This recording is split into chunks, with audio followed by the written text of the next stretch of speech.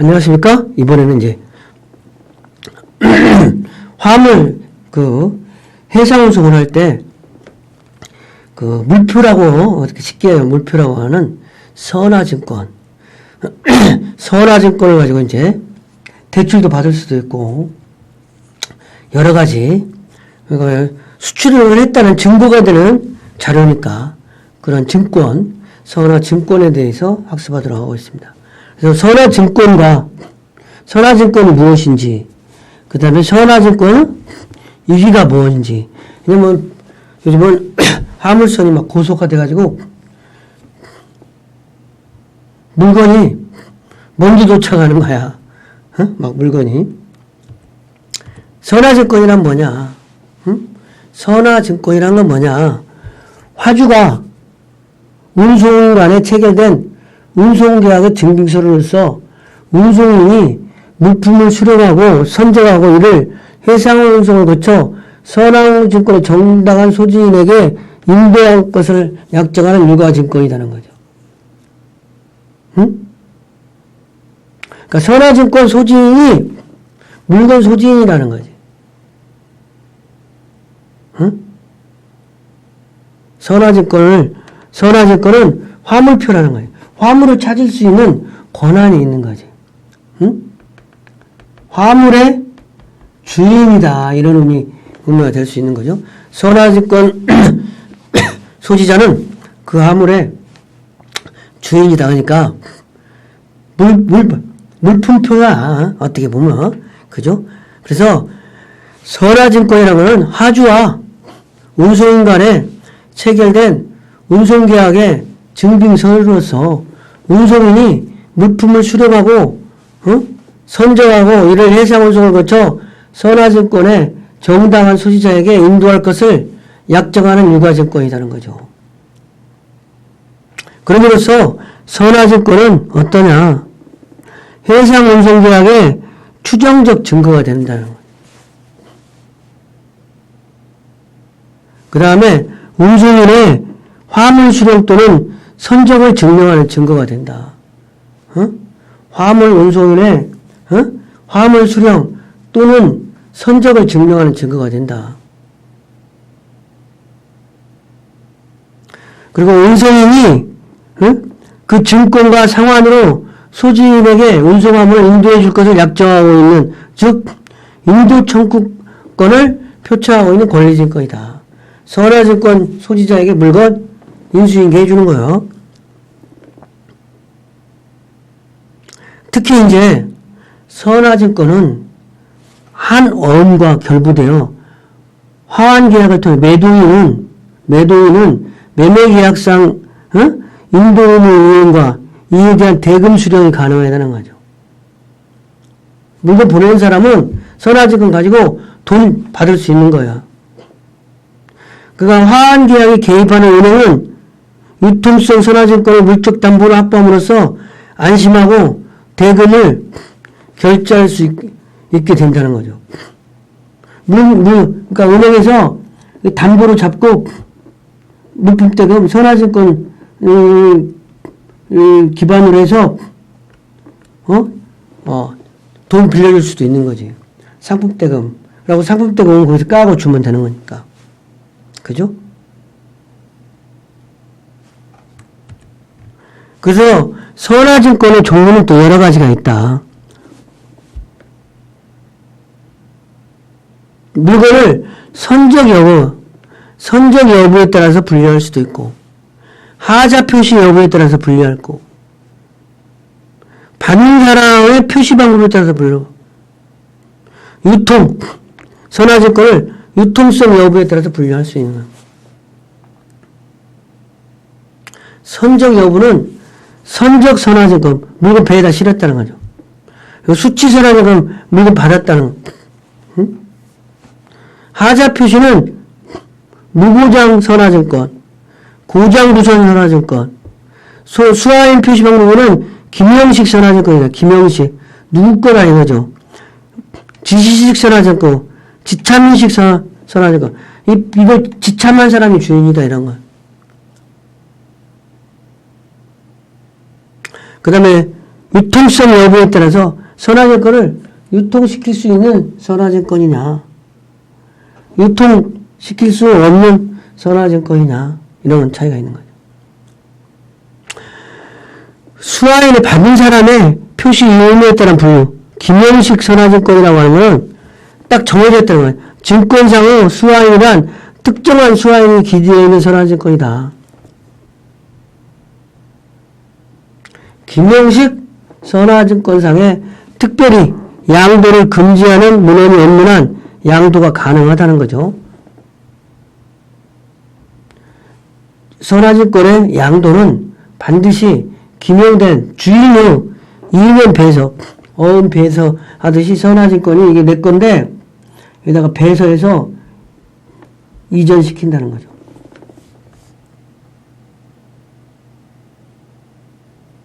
근데 주로 지시직 선화증권이 오늘날 많이 사용하고 있다. 선화증권 자체에 원활한 유통을 목적으로 하고 있는 거예요. 증권 자체는. 오늘날의 무역거래에서 대부분 지시직 선화증권이 사용하여. 그리고 이제 소지인식 선화증권이나 무기명식 선화증권이 있다.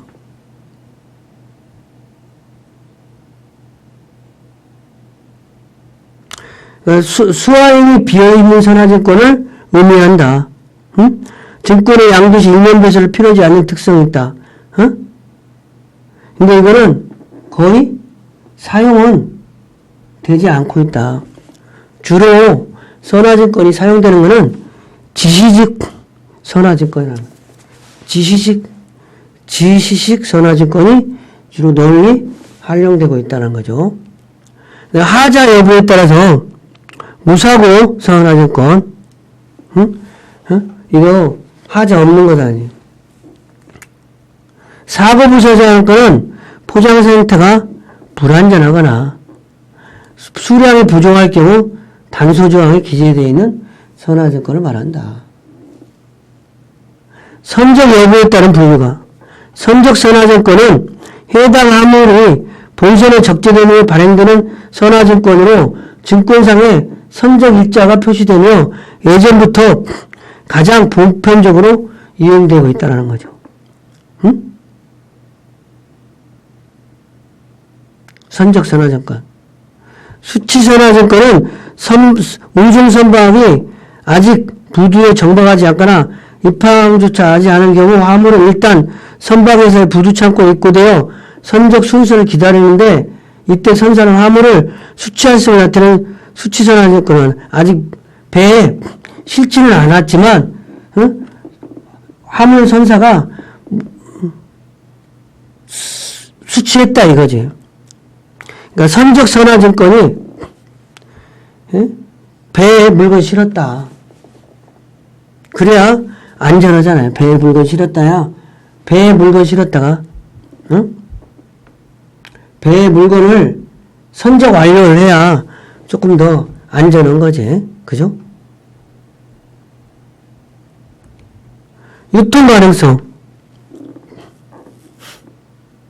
유통이 불가능한 선화증권과 가능한 선화증권.